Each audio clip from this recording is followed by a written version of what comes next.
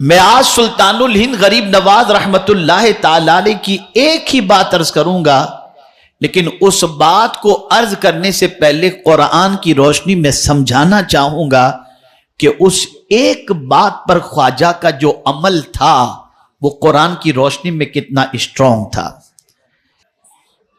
سورہ توبہ کی میں نے ایک آیت تلاوت کی،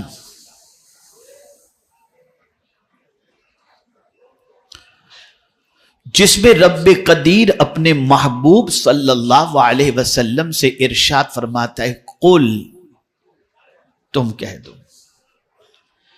یہاں یہ بات ہمیشہ کے لیے ذہن میں رکھنا، جب قرآن مقدس میں قل کہا جائے تو اب یہ حضور ہی کہہ سکتے ہیں، کوئی دوسرا نہیں کہہ سکتا، اس لیے کہ یہ حکم حضور کو دیا جا رہا ہے، قل، تم کہو۔ اب ہر کوئی یہ بات نہیں کہے،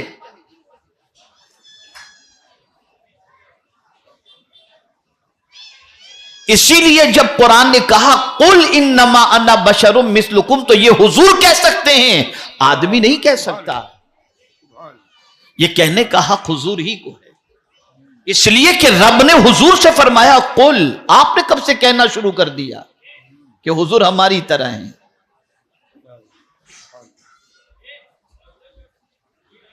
تو رب نے فرمایا قل، تم کہہ دو، لن یصیبنا الا ما کتب اللہ لنا،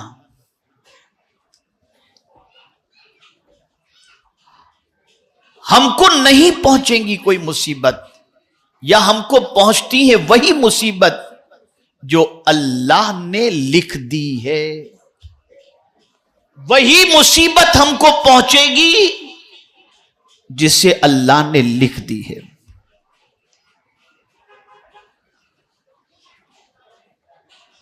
اگر اللہ نے مصیبت نہیں لکھی تو نہیں آئے گی، اور اللہ نے مصیبت لکھ دی ہے تو کوئی ٹال نہیں سکتا۔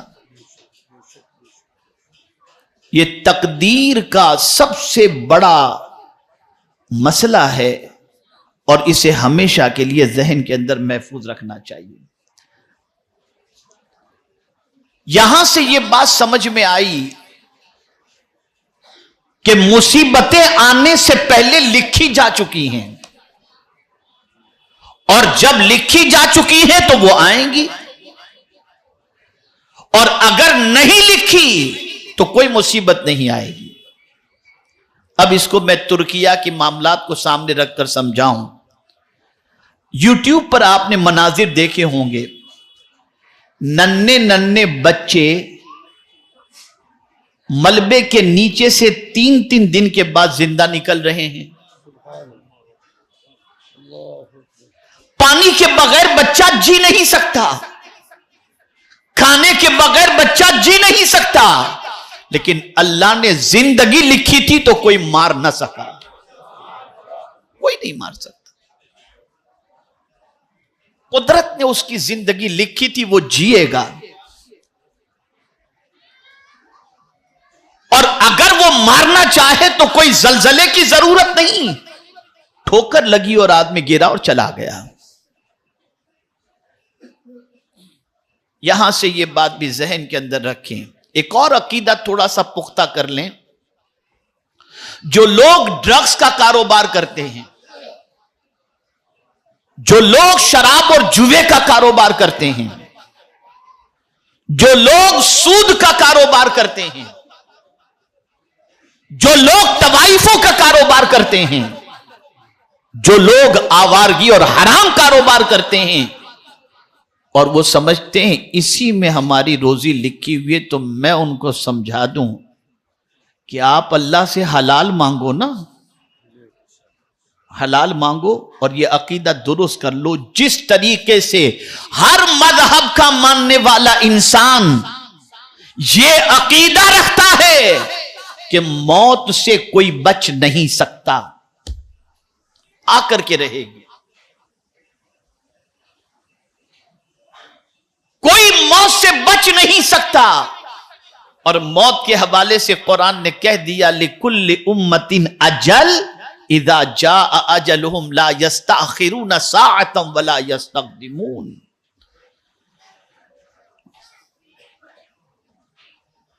اور پھر موت کی جگہ نہیں بتائی گئی کہاں مرو گے،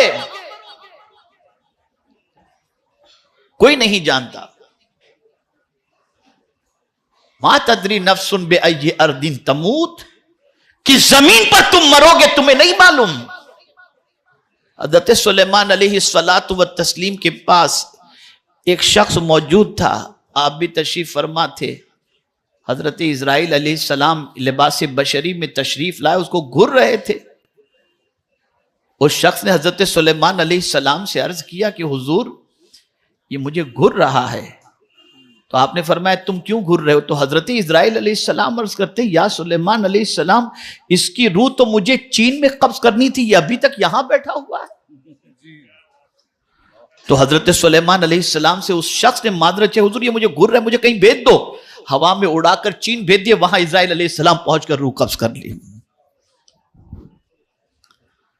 موت ایسی سچائی ہے جس سے کوئی بچ نہیں سکتا. موت ایسی سچائی ہے کہ دنیا کا کوئی انسان اس سچائی سے انکار نہیں کر سکتا. آئیے میں تھوڑا سا سمجھاتا ہوا چلوں. میرے ایک دوست تھے، ان کے غیر مسلم پارٹنر تھے. اس دوست کی پوزیشن کینسر کی وجہ سے بڑی سخت تھی، جاں بلغ تھے، جاں کنی کا عالم تھا. اور وہ غیر مسلم کاروباری لوگ ان کو دیکھنے کے لیے گئے تھے. میں بھی پہنچا اور دیکھ کر کے جب میں لوٹا تو اس دوست کے بھائی نے مجھ سے کہا ڈاکٹر کہہ رہا ہے 5 لاکھ روپے کا ایک انجیکشن دو گے تو کچھ تھوڑی سی طبیعت اسٹیبل ہو سکتی ہے. حضرت آپ کو کیا لگتا ہے؟ میں نے کہا بھئی سکرات جیسی پوزیشن مجھے لگ رہی ہے، آگے آپ کی مرضی کی بات ہے. لیکن وہ غیر مسلم حضرات کھڑے تھے تو میں نے پھر سمجھانا شروع کیا موت کے بارے میں. غور سے سنیے گا. میں نے کہا اگر آپ یہ تصور کرتے ہو کہ اسے موت سے بچا لے جائیں گے، نہیں بچا سکتے.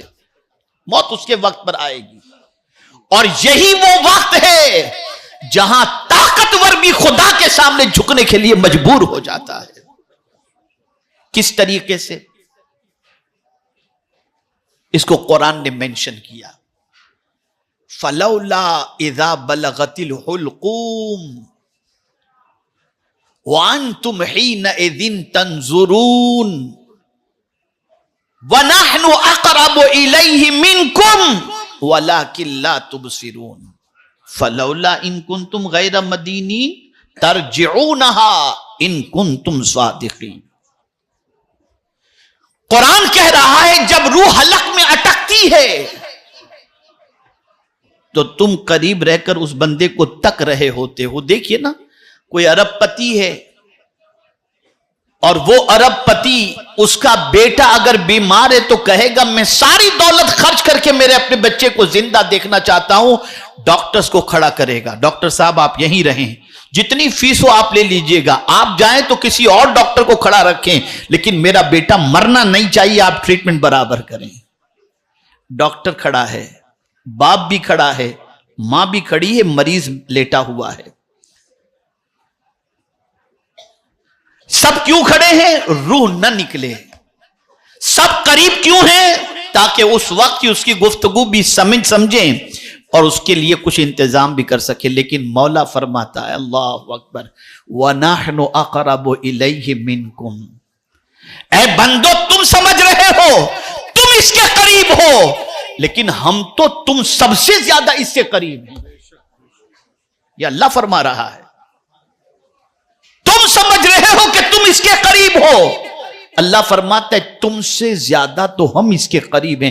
وَلَكِنْ لَا تُبْصِرُونَ، لیکن تم ہم کو دیکھ نہیں سکتے. اور پھر آگے قرآن کہتا ہے لگاؤ تمہارا سورس جتنا لگانا ہے، ڈاکٹر بلاؤ، قریب کھڑے رہو، خود کو طاقتور سمجھ رہے ہو، قوت والا سمجھ رہے ہو. آؤ اس وقت میں تمہیں چیلنج کر رہا ہوں، یہ میرے مولا کا چیلنج ہے. کیا چیلنج؟ فَلَوْلَا إِن كُنْتُمْ غَيْرَ مَدِينِينَ تَرْجِعُونَهَا ان کنتم صادقین، اگر تم طاقتور ہو تو ہم روح نکال رہے ہیں، تم لوٹا کر کے بتا دو، اگر سچے ہو تو لوٹا کر بتا دو۔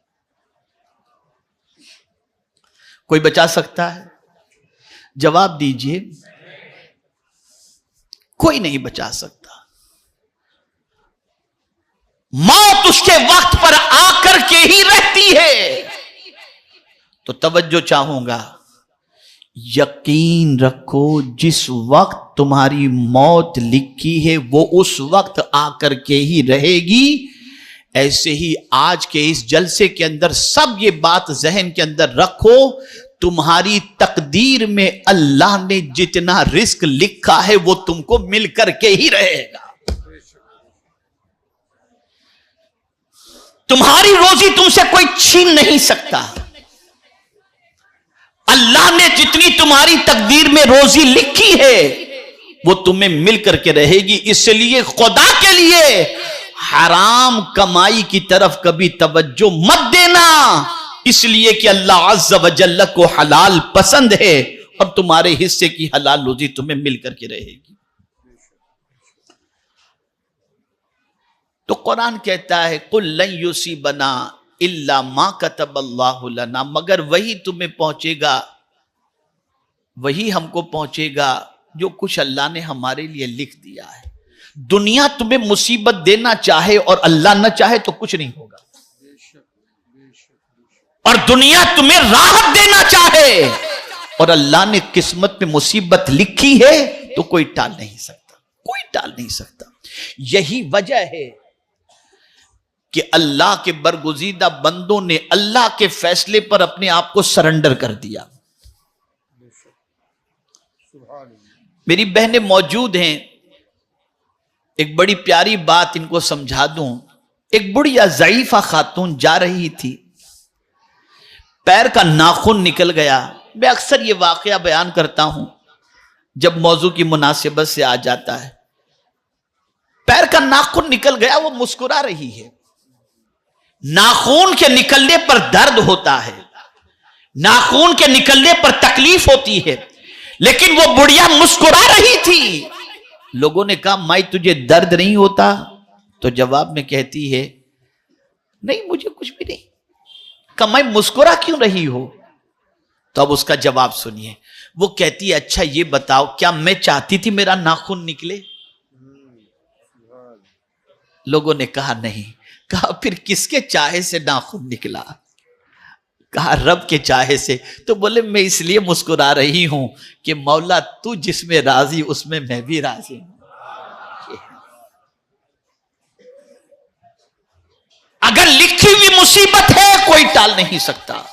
ترکیہ کی مصیبت لکھی تھی، سیریا کی مصیبت لکھی تھی، ان کی موت اس وقت کی لکھی ہوئی تھی، آ کر کے رہی، کوئی بچا نہیں سکا۔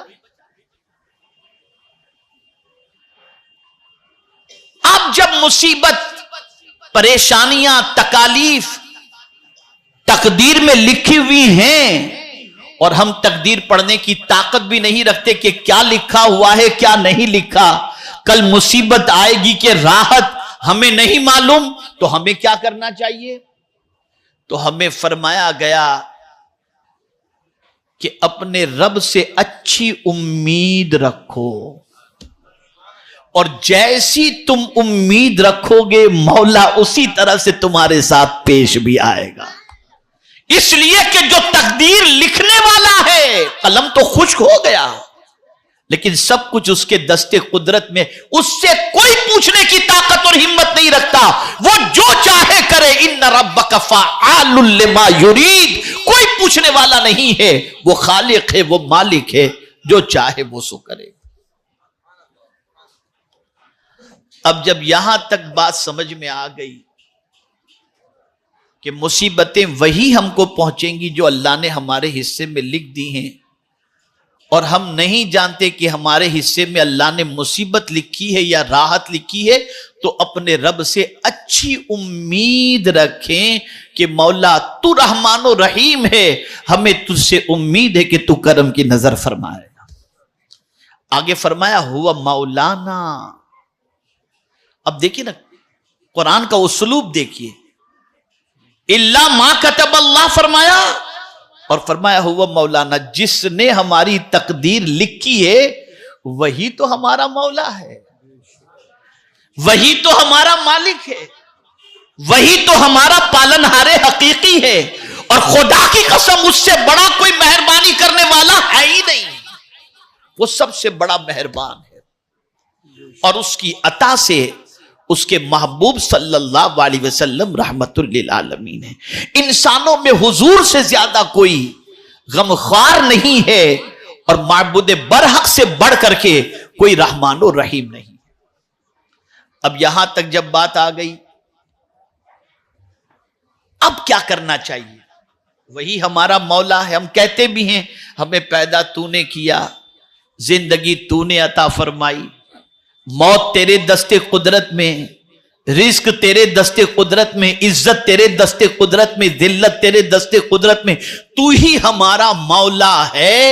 ہم نے جب یہ کہہ دیا تو اب قرآن کہتا ہے وَعَلَى اللَّهِ فَلْيَتَوَكَّلِ الْمُؤْمِنُونَ، اب مومنین کو چاہیے کہ جس کو تم مولا کہہ رہے ہو اسی پر تم بھروسہ کرو، تمہارا بھروسہ تمہارے رب پر ہونا چاہیے، تمہارا بھروسہ تمہارے پالنہار حقیقی پر ہونا چاہیے، تمہارا بھروسہ خالق کائنات پر ہونا چاہیے، اپنے رب پر توکل کرو، کامل بھروسہ کرو، اور قرآن نے کہہ دیا وَمَن يَتَوَكَّلْ عَلَى اللَّهِ فَهُوَ حَسْبُهُ، جو اللہ پر بھروسہ کر لے اللہ اس کے لیے کافی ہے، اللہ اس کے لیے کافی ہے۔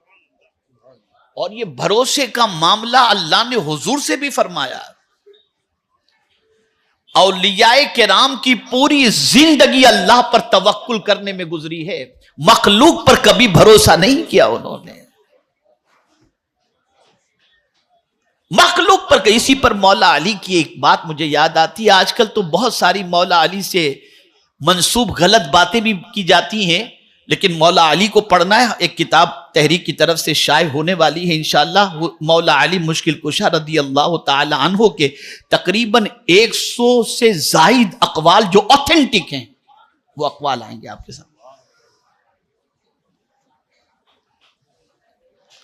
مولا علی کا قول اتنا پیارا ہے، یاد رکھو، ارشاد فرماتے ہیں توکل کے بارے میں، اللہ پر بھروسے کے بارے میں، فرماتے ہیں جو تمہارے پاس ہے، توجہ چاہوں گا، جو تمہارے پاس ہے اس پر بھروسہ کرنے کی بجائے جو رب کے پاس ہے اس پر بھروسہ کرو، اس لیے کہ تمہارے پاس تو کل ختم ہو جائے گا، اور مولا کے پاس تو کبھی ختم ہونے والا ہے ہی نہیں۔ وَإِن مِّن شَيْءٍ إِلَّا عِندَنَا خَزَائِنُ، اللہ فرماتا ہے میرے پاس صرف ایک چیز کا خزانہ، ساری چیزوں کا خزانہ میرے پاس ہی ہے۔ آج انسان پر آدمی بھروسہ کر لیتا ہے، قدرت پر نہیں کرتا۔ کبھی آپ نے ایک چھوٹی سی چڑیا کو دیکھا؟ وہ درخت کے ڈال پہ، پتلی سی ڈال لیکن سو جاتی ہے آرام سے، آنکھ لگ جاتی ہے اس کی، نہ دائیں جانب کوئی دیوار نہ بائیں جانب کوئی دیوار، کوئی سنبھالنے والا نہیں، درخت کی ڈال پر ہے اور سو جاتی ہے۔ اے چڑیا تجھے گرنے کا ڈر نہیں لگتا؟ تو جواب دے گی چڑیا میرا مولا بہت بڑا ہے، وہ اس پر میرا توکل ہے۔ اسی لیے حضور نے مثال بھی جب پیش فرمائی تو فرمایا جس طریقے سے پرندے اللہ پر بھروسہ کرتے ہیں ایسے بندہ خدا پر بھروسہ کر لے تو جس طرح اللہ پرندے کو رزق عطا کرتا ہے ایسے بندوں کو رزق عطا فرمائے۔ اب یہاں ظاہر سی بات ہے، میں جس علاقے میں آیا ہوں ایسا نہیں کہ سارے ان پڑھ لوگ ہیں، ماشاءاللہ کافی پڑھے لکھے لوگ ہوں گے۔ ایک نقطہ عرض کر دیتا ہوں، تاریخی جملہ زندگی بھر کے لیے یاد رکھنا۔ ہماری پوزیشن یہ ہوتی ہے ہم اپنے بچے کو قیمتی موبائل دلاتے ہیں، قیمتی گاڑیاں دلاتے ہیں، قیمتی کھلونے دلاتے ہیں، قیمتی کپڑے پہناتے ہیں اور سوچتے ہیں یہی ہمارے بچوں کی ضرورت ہے۔ چڑیا سے آپ سیکھو۔ کس سے؟ بولیے۔ چڑیا اپنے بچے کے لیے گھونسلہ نہیں بناتی، اڑنا سکھاتی ہے۔ تم جینا سکھاؤ اپنے بچوں کو، जीने का तरीका सिखाओ, कैसे जीना चाहिए, उन्हें अखलाक सिखाओ। पूछा किसी पूछने वाले ने पैगंबर रहमत सल्लल्लाहु अलैहि वसल्लम से कि मां बाप की तरफ से औलाद के लिए सबसे बड़ा तोहफा कौन सा है, तो रसूल आजम सल्लल्लाहु अलैहि वसल्लम ने फरमाया, मां बाप की तरफ से औलाद के लिए सबसे बड़ा तोहफा अच्छे अखलाक हैं। ये सबसे बड़ा तोहफा, और ये हम सिखाते नहीं इसलिए कि खुद ही अखलाक से गिरे हुए हैं, खुद ही अखलाक से गिरे हुए। तो अर्ज ये कर रहा था तवक्कुल। गज़वे खंदक के मौके पर सहाबाए किराम अलैहिमुर रिदवान की खताए इज्तिहादी हुई और उसकी वजह से 70 सहाबा शहीद हो गए। तो हुजूर सल्लल्लाहु अलैहि वसल्लम से रब्बे कदीर ने फरमाया, गुलाम है आपके, फ़ाफ़ु अन्हुम, मेरे महबूब इनको माफ कर दो, माफ कर दो। और फिर फरमाया वस्तगफिर लहुम, और उनके लिए मगफिरत की दुआ भी करो। अब सहाबा होशियार थे, मिजाज शनास थे रसूल आजम सल्लल्लाहु अलैहि वसल्लम के। तो जब सरकार ने माफ कर दिया तो चूंकि गलती बड़ी थी तो दिल में थोड़ी सी कसक थी कि कहीं दिल में सरकार सल्लल्लाहु ताला अलैहि वसल्लम को जो तकलीफ पहुंची है इसकी वजह से अल्लाह कहीं जो है हमें किसी मुसीबत में गिरफ्तार न फरमा दे। तो रब ने खुद ही फरमा दिया वस्तगफिर लहुम, उनके लिए हुजूर तुम मगफिरत की दुआ कर दो, मेरे महबूब मगफिरत की दुआ कर दो। उसके बाद उनके कॉन्फिडेंस के लिए अल्लाह ने हुजूर से फरमाया वशाविरहुम फिल अम्र, और काम के सिलसिले में इनसे मशवरा भी ले लो। अब जाहिर सी बात है कि जंग के सिलसिले में मशवरा लिया जाए तो दिल साफ हो चुका, और सरकार का दिल तो साफ ही था, क्या कहने। मेरे इमाम कहते हैं तू जो चाहे तो अभी मैल मेरे दिल के दुले कि खुदा दिल नहीं करता कभी मैला तेरा। सरकार का दिल तो पाक था, कभी मैला था ही नहीं। अगर हुजूर चाहे तो हमारा दिल भी पाक हो जाए। इसीलिए मेरे इमाम कहते हैं चमक तुझसे पाते हैं सब पाने वाले, मेरा दिल भी चमका दे चमकाने वाले। नारे तकबीर, नारे रिसालत। हजरत अल्लामा शाकिर अली नूरी साहब किबला मसलके आला हजरत। अब फरमाया गया वशाविरहुम फिल अम्र, उनसे मशवरा भी करो। और आगे तवज्जो चाहूंगा, फैजा आज़मता, मशवरा भी हो गया, माफ भी कर दिया, मगफिरत की दुआ भी कर दी। लेकिन मेरे महबूब जब तुम किसी काम का इरादा कर लो ना, फैजा आज़म था, तो जिनसे मशवरा लिया है उन पर भरोसा न करना। फतवक्कल अलल्लाह, अल्लाह पर भरोसा करना। यहां से ये मिजाज दिया जा रहा है, भरोसा हो तो सिर्फ अल्लाह की जात पर भरोसा हो। ये हुजूर से रब्बे कदीर जल्ल जलालहू ने फरमाया।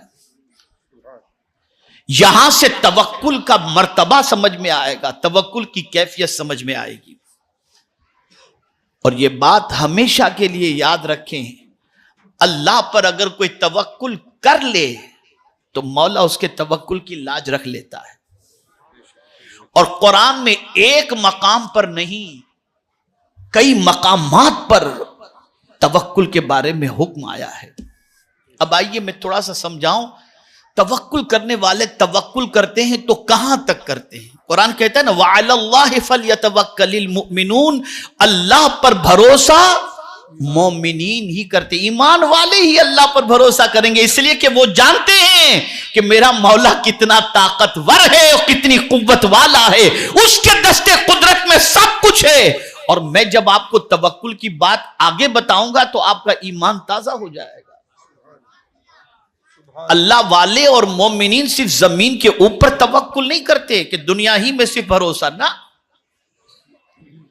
दुनिया में भी करते हैं और कयामत में भी अल्लाह पर भरोसा करेंगे। उनका भरोसा वहां तक, और कब तक भरोसा सुनिए आप हदीस की रोशनी में। कैसा अल्लाह पर भरोसा। दो बंदों के लिए रब का हुक्म होगा इनको जहन्नम में डाल दो। दो बंदों को रब फरमाएगा कहां डाल दो, बोलिए जहन्नम में डाल दो। ایک دوڑتا ہوا جہنم کی طرف جائے گا. کوئی جہنم کی طرف دوڑتے ہوئے جائے گا؟ دوڑتے ہوئے جائے گا. دوسرا آہستہ آہستہ جائے گا, مڑ مڑ کے دیکھے گا. رب فرمائے گا فرشتوں سے بلاؤ دونوں کو. دونوں بلائے جائیں گے. پہلے والے سے پوچھا جائے گا جہنم کوئی اچھی جگہ تو نہیں ہے, تو دوڑ کر جہنم کی طرف کیوں جاتا ہے؟ جواب میں وہ کہے گا مولا زندگی بھر تو تیری بات نہیں مانی, یہاں میں نے سوچا چلو ایک بات تو مان لو, شاید تیرا کرم ہو جائے, اس لیے تیزی سے دوڑ کر جا رہا ہوں. مولا فرمائے گا لے جاؤ اسے جنت میں ڈال دو. یہ بھروسہ. دوسرے سے پوچھا جائے گا مڑ مڑ کے کیوں دیکھ رہا تھا؟ تو وہ جواب میں کہے گا مولا سنا تھا کہ تیری رحمت بہت وسیع ہے, تو اس پر بھروسہ کرتے ہوئے پلٹ کے دیکھ رہا تھا, شاید تیری رحمت مجھے آواز دے دے. رب فرمائے گا لے جاؤ فرشتوں اسے جنت میں ڈال دو. تو اللہ والے مومنین بھروسہ اس وقت تک بھی کرتے رہتے ہیں, ان کا بھروسہ اللہ سے ہٹتا نہیں. اور آج اللہ پر بھروسہ, اللہ پر توکل تقریباً ختم ہو چکا. تقریباً ختم. بھروسہ کرو اللہ پر, لیکن یہ بھی یاد رکھیں ایک صحابی حضور صلی اللہ علیہ وسلم کی بارگاہ میں حاضر آئے اور عرض کرتے ہیں یا رسول اللہ صلی اللہ تعالی علیہ وسلم, میں اپنے اونٹ کو یا گھوڑے کو, جو بھی روایت ہوگی میں مفہوم عرض کرتا ہوں, اپنی سواری کو کھوٹے سے باندھ دوں اور اللہ پر بھروسہ کروں تو یہ صحیح ہے, اسے توکل کہا جائے گا, یا پھر کھلا چھوڑ دوں اور اللہ پر بھروسہ کروں اس کو توکل کہا جائے گا؟ آقا کریم صلی اللہ علیہ وسلم نے قیامت تک کے انسانوں کو توکل کا مزاج عطا فرمایا. ارشاد فرمایا تیرے بس کا کام تو کر لے, یعنی کھوٹے سے تو باندھ لے, پھر اللہ پر بھروسہ کر. یہ نہیں کہ تم محنت نہ کر, گھر میں سویا پڑا رہے اور کہے تکیے کے نیچے سے لاکھوں نکل آئیں گے, یہ اللہ پر بھروسہ نہیں. نکل تو روزی کے لیے, نکلنا تیرا کام ہے, دینا تیرے رب کا کام ہے. یہ اس کو کہتے ہیں توکل. اللہ پر بھروسہ کرو, کامل بھروسہ کرو. اور جو سچا مومن ہوتا ہے وہ اللہ پر کامل بھروسہ کرتا ہے, اللہ پر توکل کرتا ہے. اب آئیے میں خواجہ صاحب کی بات بتا دوں اور اپنی گفتگو کو ختم کروں, اس لیے کہ آپ جانتے ہیں میں لمبی تقریر نہیں کرتا, میرے پاس اتنا میٹر بھی نہیں کہ میں لمبی گفتگو کر سکوں. مختصر کرتا ہوں اور چاہتا ہوں کہ وہی بات ذہن کے اندر بیٹھ جائے, اور کوشش کرتا ہوں کہ موضوع کی مناسبت ہی سے گفتگو ہو اور ایک ہی موضوع پر گفتگو ہو تاکہ بات اچھی طرح سے ذہن میں بیٹھ جائے. دیکھیں توکل کے معنی ہوتا ہے ٹیک لگانا. کوئی ایسا سہارا ہوتا ہے نا, سبحان اللہ, اللہ سے بڑا سہارا کون سا ہوگا. مجھے تو اعلیٰ حضرت عظیم البرکت کا یہ شعر جب یاد آتا ہے تو ان کے توکل پر فدا ہونے کو جی چاہتا ہے. کہتے ہیں جب وہ غفار ہے کیا ہونا, جب وہ غفار ہے کیا ہونا. لیکن پوری زندگی اللہ اور اس کے رسول کی اطاعت میں گزار کر پھر اس کے غفار ہونے پر توکل کیا انہوں نے. یہ نہیں کہ نمازیں چھوڑ دی اور اللہ معاف کرنے والا ہے, نہیں, جماعت بھی انہوں نے نہیں چھوڑی, پھر اللہ پر بھروسہ کیا, سنتوں پر عمل کیا, پھر اللہ پر بھروسہ کیا. یہ ہے اللہ پر کامل توکل. اب خواجہ صاحب کی بات سنیں. جب ہندوستان تشریف لا رہے تھے خواجہ صاحب, شہاب الدین غوری کی شکست خوردہ فوج کے سپاہیوں سے ملاقات ہوئی. دیکھا خواجہ صاحب کو ماشاءاللہ صوفی ہیں, اللہ والے نظر آ رہے ہیں. پوچھا بابا کہاں جا رہے ہو؟ خواجہ صاحب نے فرمایا اجمیر جا رہا ہوں. شہاب الدین غوری کی شکست خوردہ فوج کے سپاہیوں نے کہا بابا اجمیر نہ جائیں, ہم شہاب الدین غوری کے شکست خوردہ فوج کے سپاہی ہیں, ابھی شکست کھا کر کے ہم آ رہے ہیں, اور آپ اللہ والے نظر آتے ہیں, سیدھے سادے نظر آتے ہیں, آپ کو نہیں چھوڑیں گے, لوگ قتل کر ڈالیں گے. ہمارے پاس تو فوج تھی پھر بھی ہم ہار کر کے آ رہے ہیں, آپ کے پاس تو کوئی لاہو لشکر بھی نہیں. کہیں آپ کے ساتھ کوئی زیادتی نہ ہو جائے. اب خواجہ صاحب کا جواب سنیے. ارشاد فرماتے ہیں سنو، تم لوگ جب اجمیر آئے تھے تو فوج پر بھروسہ تھا، ہتھیار پر بھروسہ تھا. معین الدین آیا ہے تو اس کا بھروسہ اپنے رب پر ہے، یہ اللہ پر بھروسہ کر کے آیا ہے.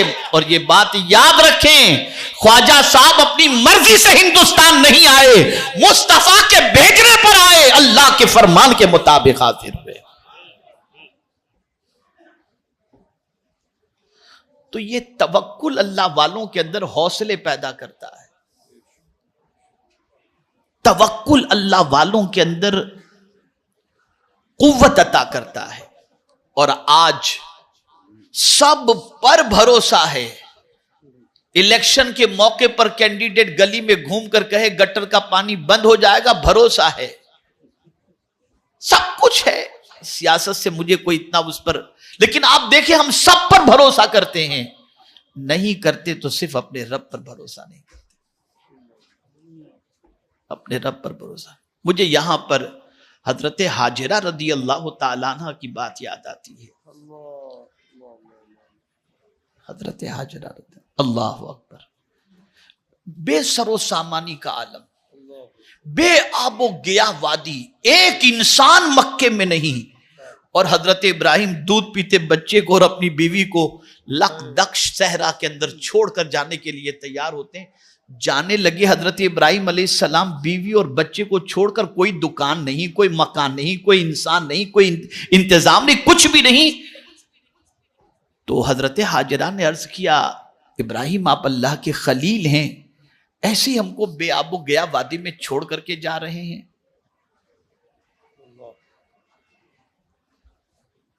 تو آپ نے کہا ہاں بس چھوڑ کے جا رہا ہوں. تو پھر انہوں نے کہا کہ کیا اللہ کے حکم سے چھوڑ کر جا رہے ہیں؟ تو حضرت ابراہیم علیہ السلام نے فرمایا ہاں اللہ کا یہی حکم ہے کہ تمہیں یہاں چھوڑ کر کے جاؤں. کہا پھر جائیے، ہم اللہ پر بھروسہ کرتے وہ ضائع نہیں کرے گا. اور پھر دنیا نے دیکھا وہی مکہ آباد ہو گیا، اور دنیا نے دیکھا کہ حضرت اسماعیل کی ٹھوکروں سے زمزم جاری ہو گیا. 4000 سال سے زیادہ کا عرصہ گزر گیا، آج بھی پانی جاری ہے. یہ تھا اللہ پر بھروسہ.